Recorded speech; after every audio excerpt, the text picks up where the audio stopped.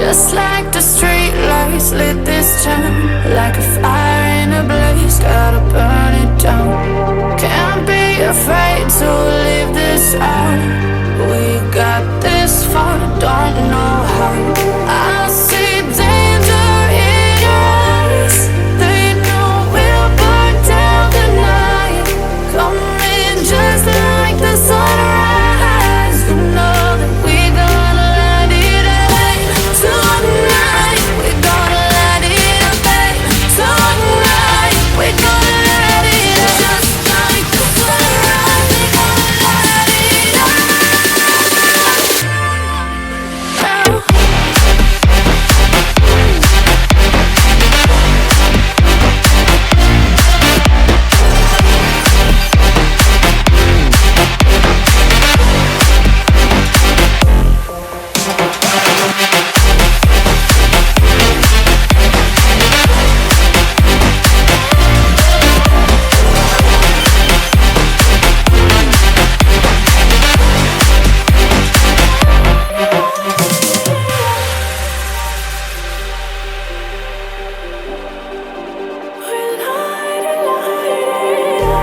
Just like a spark that's breaking out. Can't make a stop, can't turn back now. We know that there's no room for doubt. No, we can't turn back now. I see danger in your eyes. They know we'll burn down the night. Coming just like the sunrise. You know that we're gonna light it up tonight. We're gonna light it up tonight. We're gonna light it up just like the sunrise. We're gonna light it up now.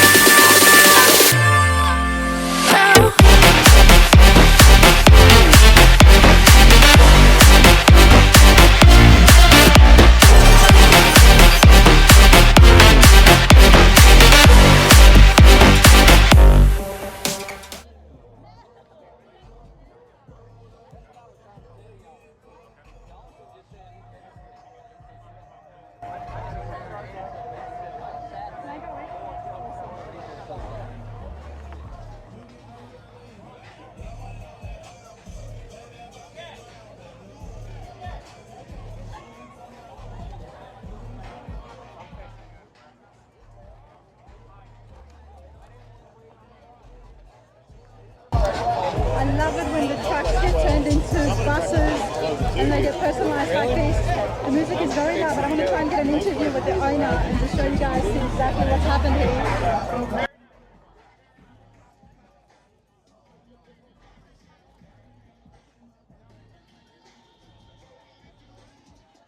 Originally look like? So why did you say F250 on it? It's a B500. Oh, it's a B500. That's the model of the bus. So it's a Ford bus with a Wayne body. So what they would take is a Ford chassis and then they'd put a bus body on it. So that's what this is. And then we took the original V8 engine out and put a 7.3 diesel engine in it. Nice. And then we put it on 24-inch dually wheels. Okay. And put it on full air ride. It's fully handicap accessible. So we got a ramp that drops out the back.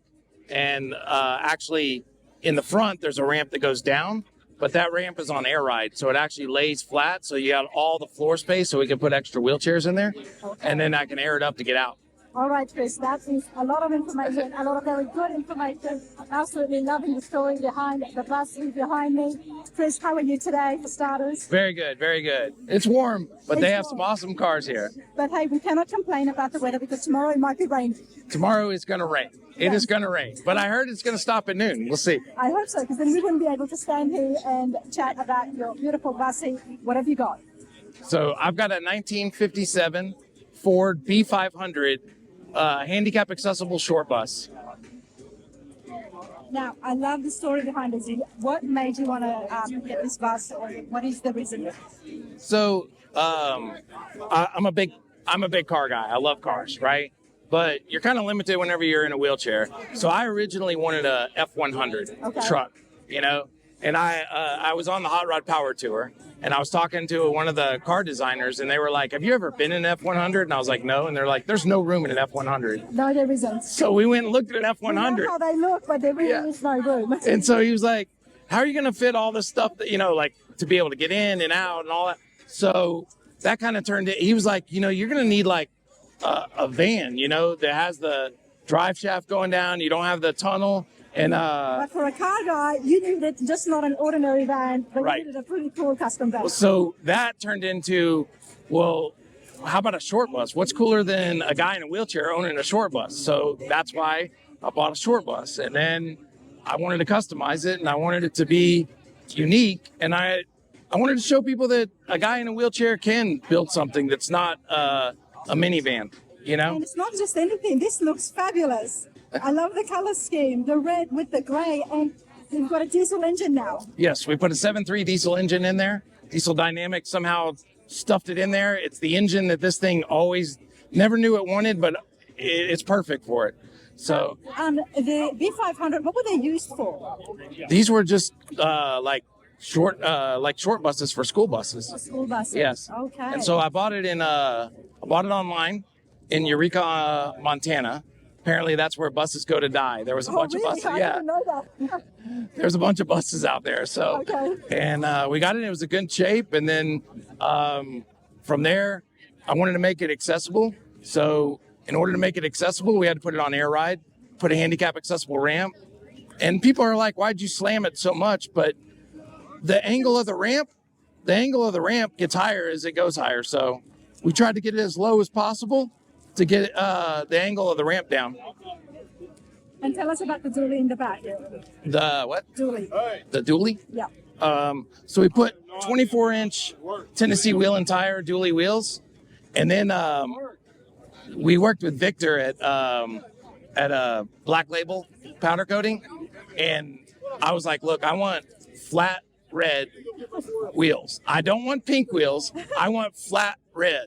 So he custom powder coated this, and it's Black Label Oxblood Red, but I'm trying to get them to rename it to Shortbus. Okay. Well, I do like it because if it was shiny, it may not have gone so well with the color scheme you've got on the body. Right. Because they're still flat colors there. I will say this. This is my first build. I've never built anything before. I love it. And so I found that once you powder coat your rims, now that's your color scheme that you're going to have to kind of work with. Really? Yeah. Why is that? Tell me about Because- powder coating. You powder coat the rims, now the body's got to match the rims. The color scheme kind of has to match the rims. Because you can't change once something's been powder coated. Well, you can, but it's going to be expensive to take it all off and re-powder coat it. So Thank you for telling me that. I'm always learning new things at these shows. So when it comes to doing my truck and choosing the color scheme, think very hard before powder coating anything. right, Okay, I appreciate that, Chris. exactly. All right, I'm going to go inside and Okay. you can just tell me about the dash as I'm looking and the muscle Okay. pick up everything.